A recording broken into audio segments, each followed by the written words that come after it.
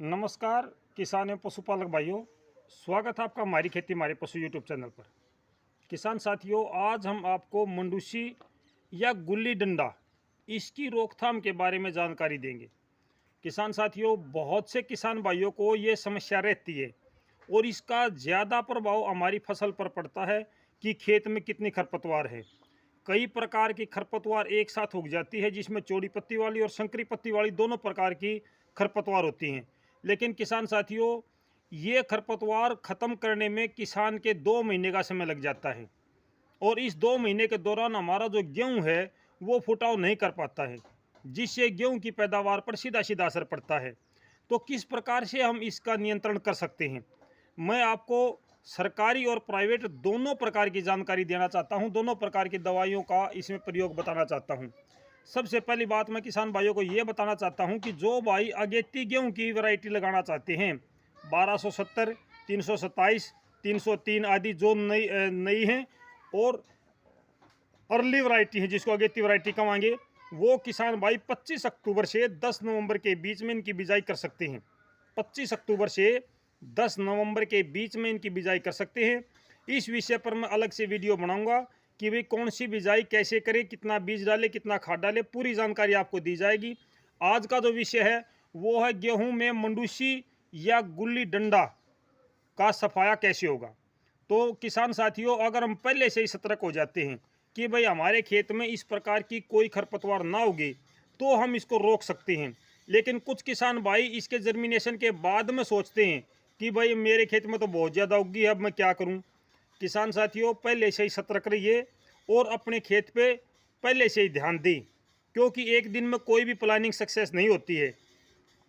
जिस भाई के खेत में गुल्ली डंडा यानी कि मंडूसी का अधिक जर्मिनेशन होता है, ज़्यादा जमा होता है, वो किसान भाई गेहूं की बिजाई के तुरंत बाद पेंडिमिथाइलिन या स्टोम्प नाम की दवा या स्टोम्प, इसका प्रयोग करें।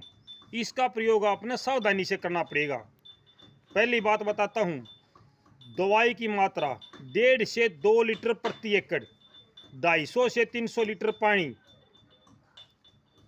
पेंडिमिथाइलिन या स्टोम्प नाम की दवाई है, पीले कलर की बिल्कुल पीली दवाई होती है। आपकी जानकारी के लिए बता दूं, 1.5 से 2 लीटर प्रति एकड़ के हिसाब से आपने दवाई लेनी है। 250 से 300 लीटर पानी में आपने इसका स्प्रे करना है। इसका स्प्रे आपने गेहूं की बिजाई के तुरंत बाद करना है। आप चाहे रूटावेटर से गेहूं बो रहे हो, चाहे हैप्पी सीडर से, सुपर सीडर से गेहूं बो रहे हो, या जीरो टिलीज से आप गेहूं की बिजाई कर रहे हो, किसी भी प्रकार से आप बिजाई कर रहे हो, तो आप इसका प्रयोग बिजाई के तुरंत बाद कर दें। बिजाई से पहले इसकी तैयारी कर लें। साफ एवं स्वच्छ पानी का प्रयोग करें किसान साथी। और इसकी जो स्प्रे करनी है वो पीछे हटते हुए स्प्रे करनी है किसान साथियों। ये बात आपने ध्यान रखना है कि जहाँ पर आपने दवाई छिड़क दी वहाँ पर आपने दोबारा पैर नहीं रखना है।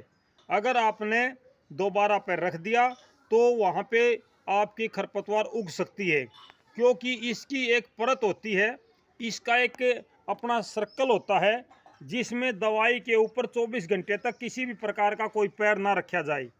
ये सभी प्रकार की खरपतवार, चाहे आपकी चौड़ी पत्ती वाली है, चाहे संकरी पत्ती वाली है, किसी भी प्रकार की खरपतवार हो, उसके जर्मिनेशन को रोकती है।